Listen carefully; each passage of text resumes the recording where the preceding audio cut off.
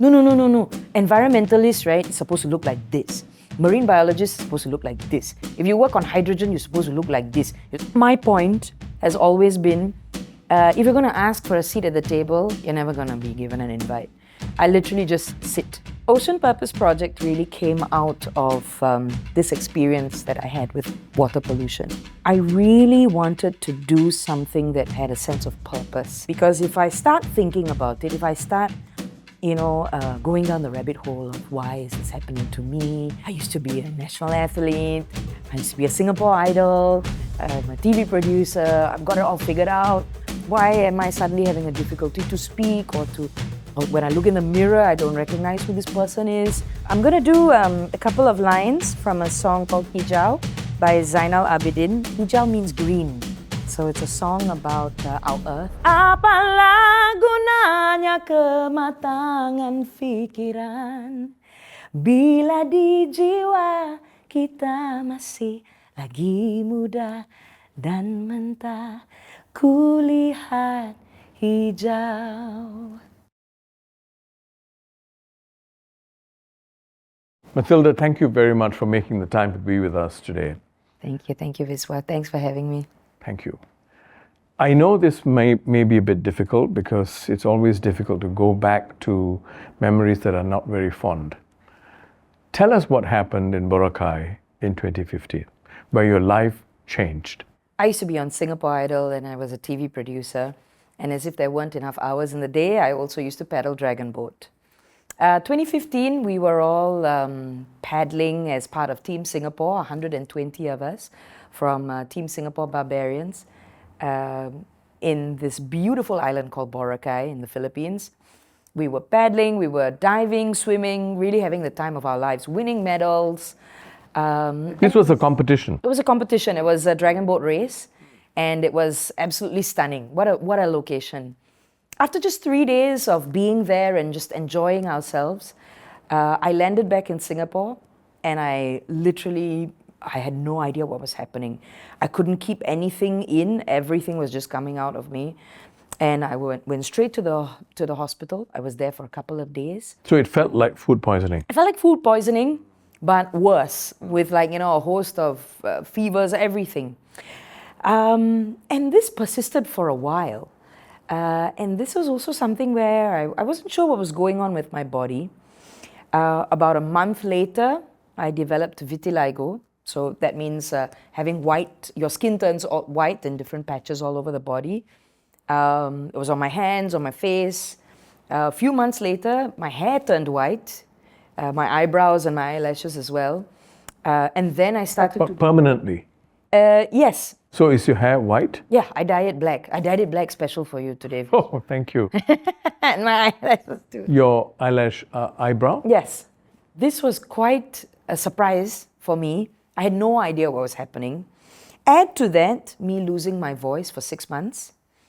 And as a DJ, at the time I was a radio DJ, I was also... a singer. Singer, right? So to lose your voice or to suddenly be really hoarse and having to write instructions to people, it was really difficult. Add to that muscular spasms. So I'd be cycling a bicycle, I would suddenly crash into a tree because I developed a muscular spasm. I don't know how it looks like when it happens. And how long does it last? A few seconds, but it's enough to just I can't control it. So it happens to my feet and my hands. You say happens, so it's still happening. It still happens, yeah. So this is something that, over time it gets worse and worse. And I understood that a lot of these symptoms are actually different forms of autoimmune conditions. So for example, the vitiligo is a form of autoimmune, the Sjogren's syndrome is a form of autoimmune, the muscular spasms as well. You also have arthritis, right? Yes. Oh, thanks for reminding me. That explains why it was hard to get out of the bed today. There's so many of these things that's happening with my body. And with autoimmune, your immune system is fighting against the body, right? It's basically... you're on a war against yourself internally because something has literally caused your immune system to crash, and in the reset, it's literally seeing normal cells as a threat. It's fighting against itself. Let me ask you this. How are you not angry and upset that this has happened to you and your whole life has turned upside down? Are you going to catch me on a Friday night, Viswa? Like, when I'm having my routine, I schedule it in my week. I'm making light of it. I'm making jokes about it mainly because that's my mechanism to deal with it. Because if I start thinking about it, if I start, going down the rabbit hole of why is this happening to me? I used to be a national athlete.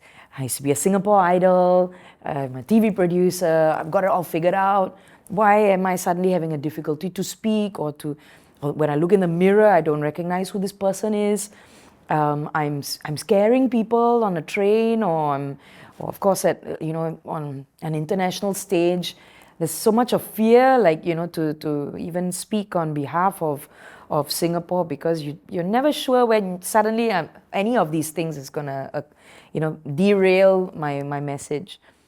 And honestly, I am generally someone who is angry. I'm angry about what's happened to me. I'm upset.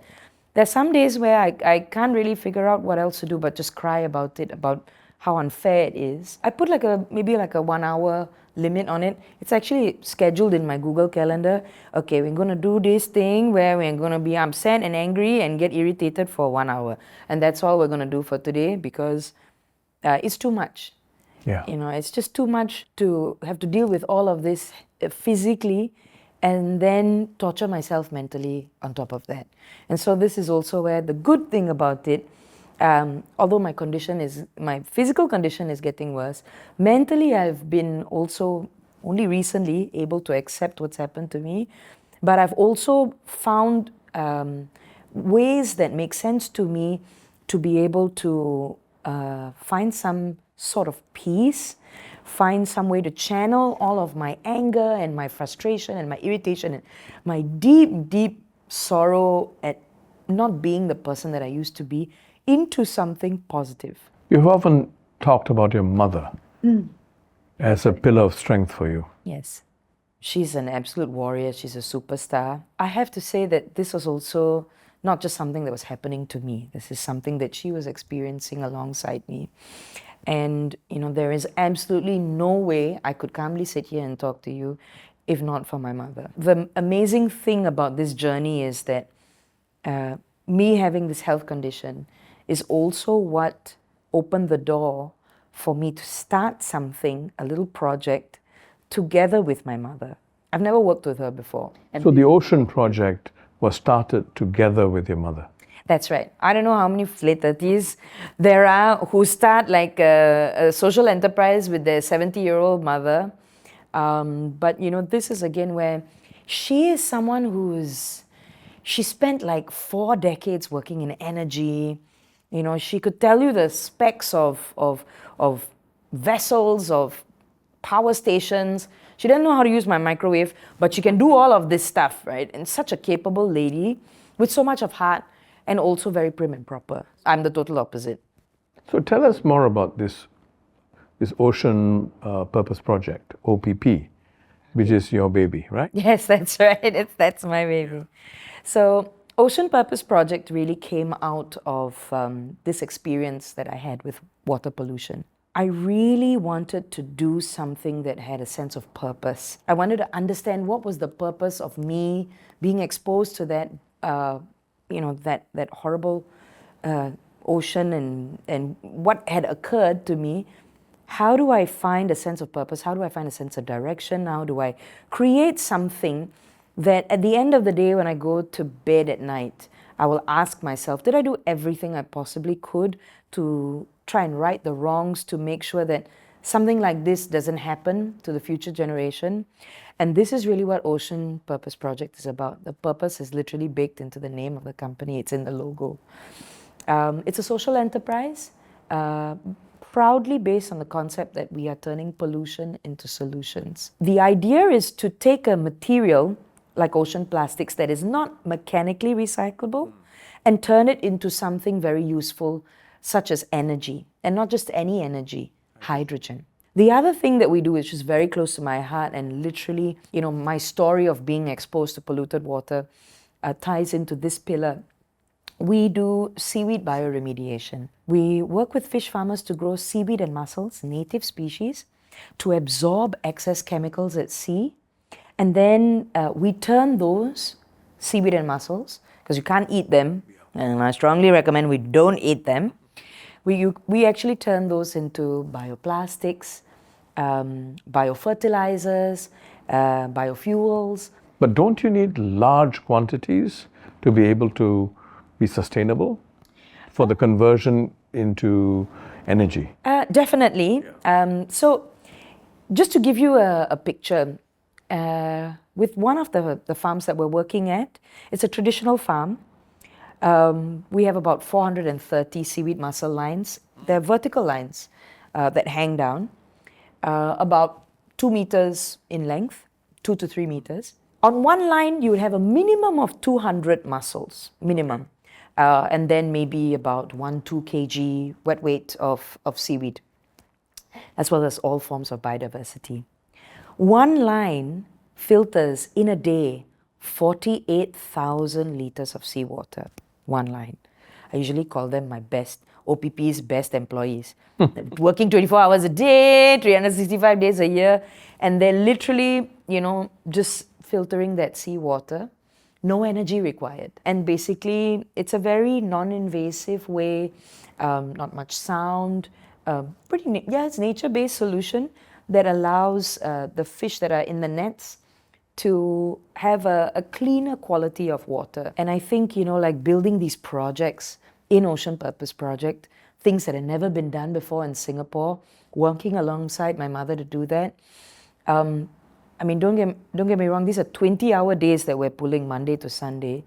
But at the end of the day, the sense of peace that I have is that I've done everything possible to try to make sure that whatever happened to me doesn't happen again, and that we're actually creating an ecosystem of solutions for the ecosystem of problems that are coming towards us. And me, as a highly irritable person, is also trying to make sure that we get everything, we get all stakeholders on board. We try to pull as many efficient processes together. And that's really where I felt, in a sense, it was my healing. Of course, working 20 hours a day is not recommended for anybody who has one autoimmune condition, let alone like multiple.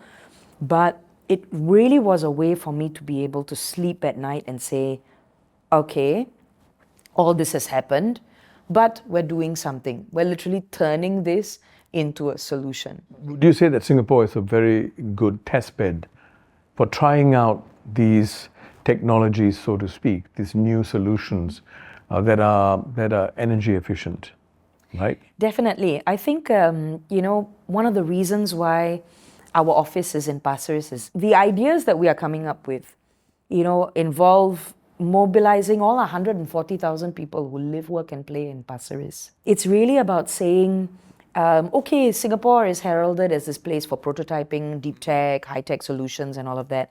But how do we turn this into a solution that is town-based? So how many people are you talking about in creating this movement? How many people have you been able to get on board? We do a lot with various aspects of the community, whether it's religious communities. And my mother, I think she was the first person to get there's a church literally just walking distance away. She got the church involved.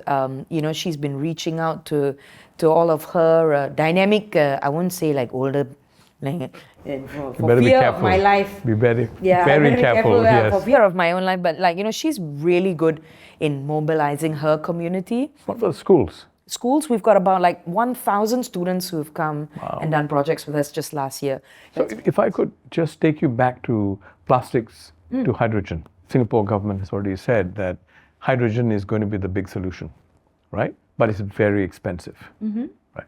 How are you working around that, the cost factor, for it to be exploited, plastic to hydrogen? And I gather that you're working closely with NTU, the scientists in NTU. Can you tell us very quickly how that's been faring? So I think the major cost issue with hydrogen is how do we transport it? It's about shipping hydrogen in a format that is either ammonia or methanol, and then the conversion process and the infrastructure required to process all of this. What we're saying with plastic to hydrogen is instead of having to ship all of these materials, you can actually have a source of hydrogen in a format that is relatively inexpensive and easy to procure, which is waste plastic. Whether it's ocean plastic, whether it's household plastic or any form of waste plastic, relatively easy to be able to move that around within a country. The second aspect of it is that through technology, multiple sorts of ways that you can create hydrogen from plastics, whether it's through pyrolysis, which is combustion in the absence of oxygen, and then turning it into low sulfur fuel, and then using a chemical catalyst to crack the gases that are produced and turn that into hydrogen. A bit too expensive that. We can make it much cheaper with microwave technology. So this is again where our job at Ocean Purpose Project is to really say, what's the best technology that's out there? Who's doing great stuff, right? We don't need to reinvent the wheel. Let's curate the best of from all over the world and put them together in an OPP or an Ocean Purpose project and say, guys, come and build this mobile plastic to hydrogen unit in Singapore. Let's build the test case. Let's prove how every HDB's plastic waste could actually be turned into that very same hydrogen that can be used to power our country. Everything that washes up on our beaches and passaries could also be used to be turned into hydrogen. How do we create a small little test case, but also assist the government, assist the industry in understanding the issues around hydrogen deployment? And of course, the funding for that, the prototype for a plastic to hydrogen unit then goes towards our NGO needs, which is to send these plastic to hydrogen units that fit in a 40-foot container, to send them out to island communities in our region, places like a landfill in our region that just don't have the money to be able to deal with these mountains of landfill or mountains of trash washing up on their beaches, and turn it very clearly into an energy source, elevating people who live in the most polluted communities into hydrogen producers. Okay, let's shift the rhythm of this interview. A quick answer. What do you think is the role of government in what you're doing? Role of government in what we're doing, the door opener, the matchmaker, the connector. I think that's really the role of government for all of these projects that we're working on. And is the government supporting NGOs like you enough? As an NGO, we will always say no. We always need more, we need funds, we need support, we need grants. I will say that what we've encountered is very interesting forms of support. So for example, we're really lucky to have some mentorship sessions with MPA, with Energy Market Authority. They tear apart what we're working on and they're like, no, you need to focus on this, and if you really want to scale up, you've got to do this, and that's worth its weight in gold. But what if you don't want to scale up? That's a great point. I believe in having modular systems that can not scale up is not so much the issue. I think it's important for us to scale out and scale down. So have the flexibility to do all those things. I think we've been lucky that we've had various different government agencies, MSC, even our own MPs. My MP Desmond Tan actually comes and paddles. He goes. We have meetings on the SUP board, the stand-up paddle board. And then I'll cook a nasi lemak, and those kinds of sessions where he talks through things with you, gives you ideas, and we have very open conversations. I think that's the kind of government support that me and many other NGOs and social enterprises like us, we need. We need that, that journey with us support. Because in doing so, in paddling out and seeing the plastic issue firsthand, and itching when, the water is dirty, clearly it tells more than any pitch deck can ever do. So when the government endorses, supports more than just giving funds, that alone, the support alone, brings people together, right? Support is fantastic. The government agencies that have been introducing us to private sector, that have been literally saying, don't waste time on doing a beach cleanup with Mathilda. Sit down, talk to her about this plastic to hydrogen thing. Let's, for example, try and integrate it into a bunkage solution. Next question, quick one. Do you feel that in Singapore, we pigeonhole people too much? For example, I'm sure you've been asked this question. You're a singer. You're a, you're a DJ. What do you know about the ocean? What do you know about the environment? How do you respond to it? Do you feel that this pigeonholing should stop? That's really interesting. I get that question almost on a weekly basis. Oh, you're a Singapore idol. What do you know? Or aren't you a communications person? Or you're a TV producer. You're on social media, right?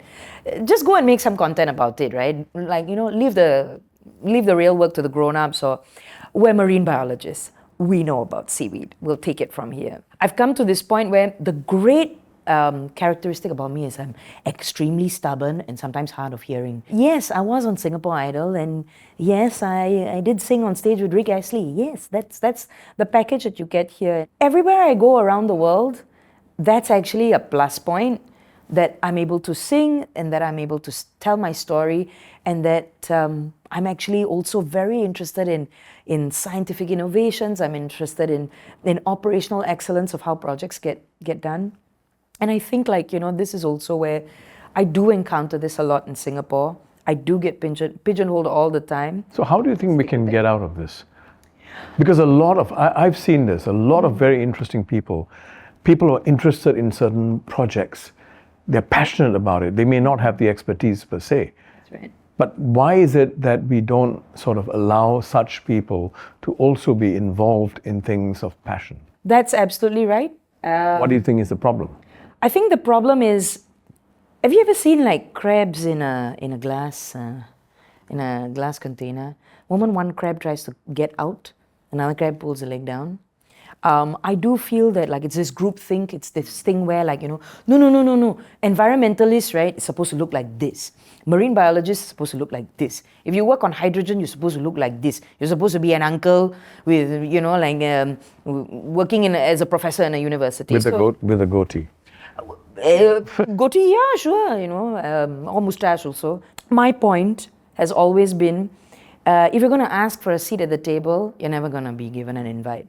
I literally just sit. There's a famous female marine biologist who was literally just hanging outside my office trying to catch one of my staff or one of my colleagues, and ask them hey, how did you do this seaweed bioremediation muscle thing? I also want to do another project like this. And that's when we realized that it's literally about tenacity.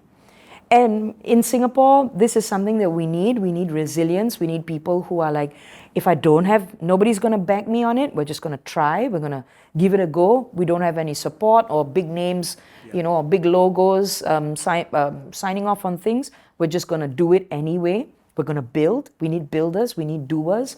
We need people who are not waiting for the golden handshake. We really need people to move away from all of that glory hogging stuff and go, okay, let's start. Let's do the difficult stuff. Let's build. Let's fail. Let's sweat. Let's cry. Let's do it again. I can't say it works for everybody. I will say that that's what's gotten us as far as we've gotten. I would say that we need a lot more of people without the expertise, but compensated tremendously with passion. Definitely.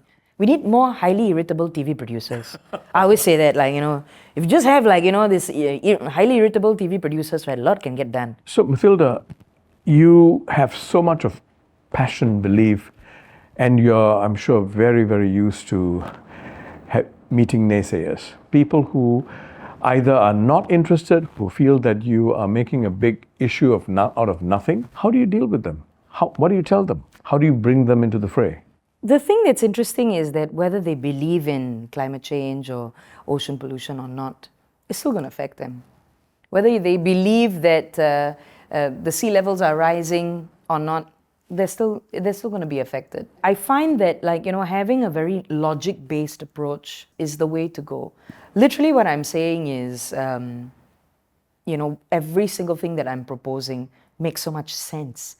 it's almost lunacy to completely ignore it and say, no, it's better that we just leave all of that plastic floating out at sea, as opposed to turning it into hydrogen and making money out of it. I mean, When you say makes sense, you're saying both logical and sensible. logical, sensible, making an economic case. I have, met a lot of people who work in oil and gas who are very anti-environmentalist, because of course it attacks, their nature of work. I meet a lot of people in banking who are like, oh, all of these young people that are out there protesting, they're wasting their time, they're wasting their lives. And so this is also where I clearly make the explanation in terms of the link between economy and pollution and climate change. It's just like a fish that doesn't believe in water. I can't see it. I mean, not realizing that they're in it. But this is also where I find that people who are vehement naysayers, we shouldn't be wasting our energy on them. It's literally also about saying, how do we focus our efforts on people who maybe don't find environmentalists generally people that they can put their trust in, but want to find some tangibles. They do believe that, the world is changing. They do believe that we need to do something. They're not sure what. There's always this, extremes, right? Everybody is fighting against each other. You have the purist environmentalist who's down with fossil fuel and all of that. And then you have the naysayers who are like, oh, you guys are silly. We need energy, don't upset the apple cart. And then there's the rest of us in here in the middle. So the point is, you don't want a confrontational stance. I think it's important. It's important for us not to make it binary. Exactly. Because most people are somewhere in the spectrum, right? That's who we're appealing to. Everybody who's really sick of looking at posts on social media where people are fighting against each other, whether this is truth, this is fake news, this is not. Yeah.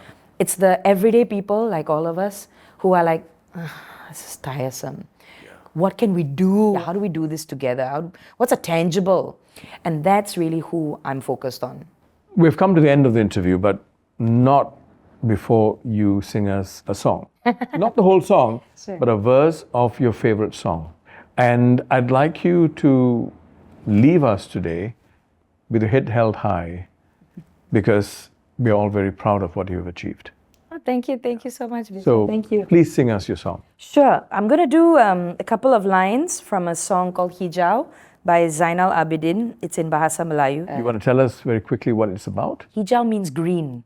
So it's a song about our earth. I'm going to be singing a line about our oceans, and also about how we celebrate a lot of advancements in human technology and all of these things. There's a basic question that's asked in one of the lyrics I'm about to sing. What is the use of all of this intelligence if we are not using it to save ourselves and save our earth as well? So, in our soul and in our heart, we are still young, moldable, as long as we see green. Bumi tanpa lautan akan kehausan, pasti lambat laun hilang duniaku yang malang. Dewasa ini kita saling merayakan kejayaan yang akhirnya membinasakan. Apalah gunanya kematangan pikiran bila di jiwa kita masih lagi muda dan mentah, kulihat hijau. Mathilda, thank you. Thank you so much.